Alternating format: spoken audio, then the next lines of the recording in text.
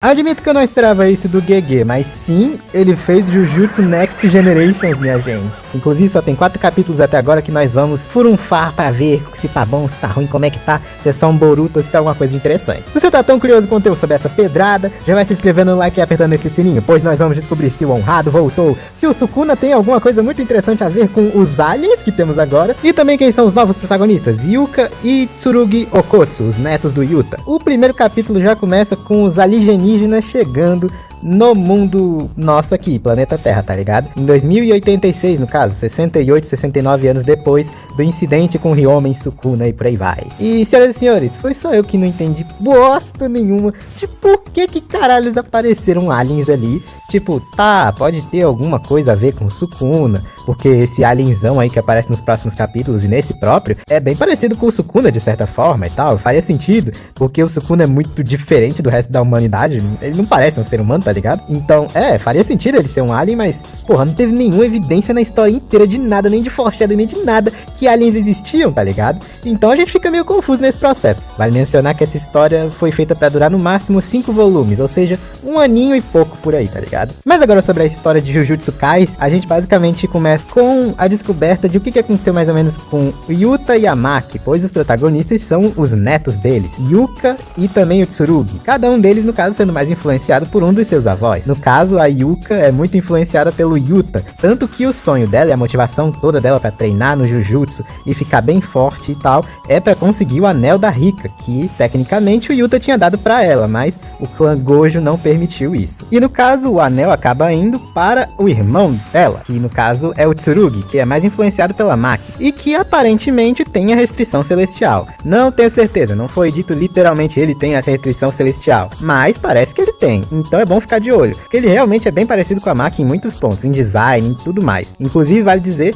que esse mangá não é desenhado pelo GG literalmente, a história é feita por ele, mas não é desenhado por ele. Mas enfim, indo para o futurozinho, né, com eles já adolescentezinhos, um com 17 outro com 16 anos, eles acabam formando o triozinho Parada Dura, juntamente com um doido lá, que de primeira você pensa, é um estrangeiro do cabelo verde, tá ligado? Mas não, é um dos aliens que tá lá pra monitorar, pra ver se os humanos são hostis ou não. E sim, ele também tem Jujutsu. Os aliens também têm Jujutsu. Inclusive eles acham interessante os japoneses, justamente porque eles têm Jujutsu, e o resto do mundo não. E é interessante também perceber que o GG tem muita preguiça de fazer o resto do mundo ter Jujutsu, por isso ele deixou só no Japão, né? O que é uma coisa interessante, porque no próprio capítulo a história vai seguindo pelo rumo dos próprios japoneses, seriam os únicos que têm energia amaldiçoada pra fazer o Jujutsu. E aí se segue na história de um cara que sequestra pessoas pra fazer tráfico humano, porque gente com energia amaldiçoada é uma coisa que vale muito dinheiro e por aí vai. Tem uma porrada de diálogo pra explicar isso. Mas sim, é esse o lore do primeiro capítulo. O bochecha tatuado aí se chama Maru, e curiosamente ele também tem um irmão no lore da historinha, que se chama Croix,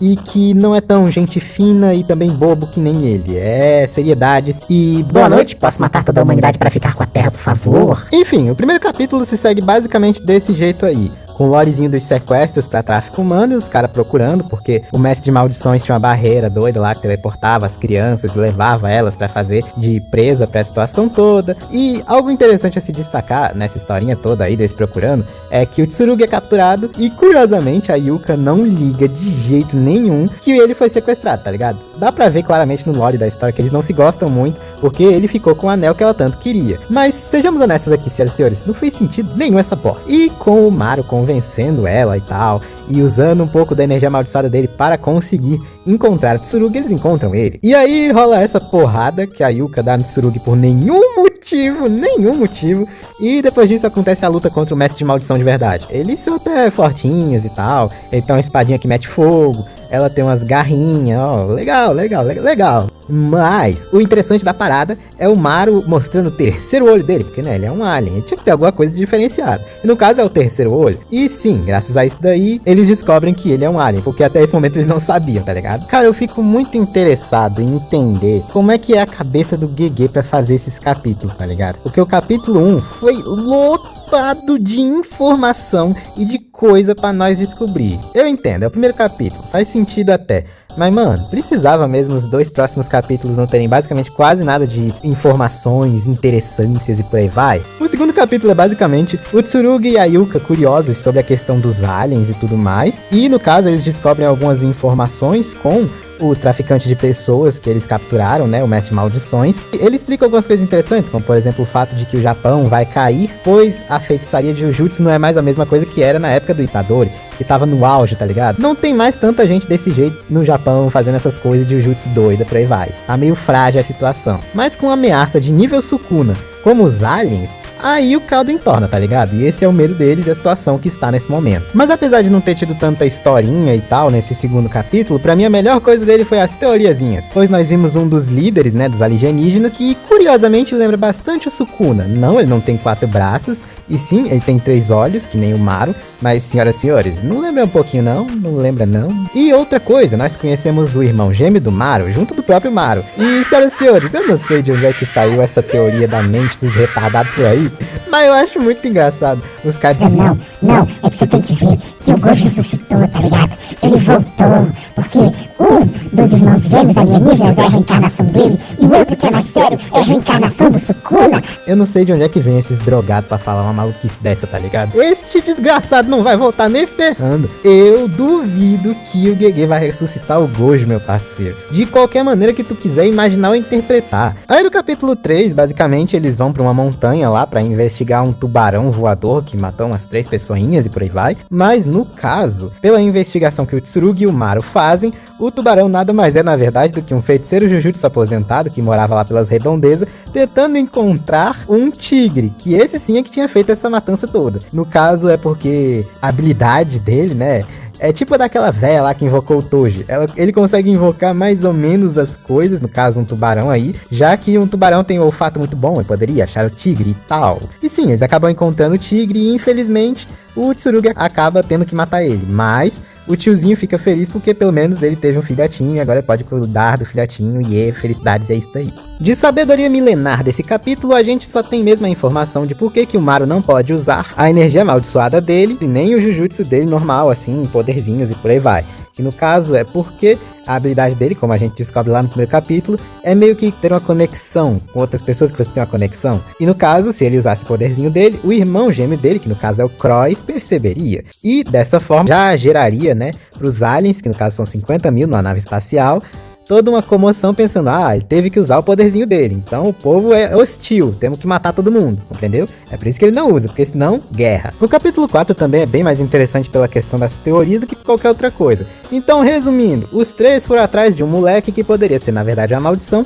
ou um mestre de maldição. Descobre-se no fim do dia que ele acabou matando uma porrada de gente e enterrando no quintais, porque era 2 casas. A Yuka e o Tsurugi estavam separados nesse momento, mas o mestre de maldições, que estava se passando por uma criança, na verdade era uma pessoa velha. E aí tem a teoriazinha de que na verdade é o Yui, sabe, o irmão da Mei Mei. É tipo isso, tá ligado? Eu não vejo sentido nenhum em ser ele. Eu não sei de onde de achos ele tiraria esse Shikigami, ou seja lá o que é isso. Eu não sei, tá ligado? Pode ser que não seja, mas eu acho que não. E bem, pelo menos até aqui, esse tem sido Jujutsu Kaisen Módulo. E sim, esse é o nome, Jujutsu Kaisen Módulo. Não tem 3, não tem Mojuro, não tem nada de Next Generation, infelizmente. É Jujutsu Kaisen Módulo, compreendeu? Compreendido? Enfim, eu honestamente não achei a coisa mais foda de todas, Jujutsu Kaisen Módulo. Ainda parece que tá dando os primeiros passos, pode ser que seja bem mais interessante do que a gente tá pensando, essa historinha que o Gege quer fazer. Mas vamos ser honestos aqui, na minha opinião, a melhor coisa desse mangá é com certeza o design. Pô, tá maneiro que dói, velho. Essa mistura da Yuka com o Yuta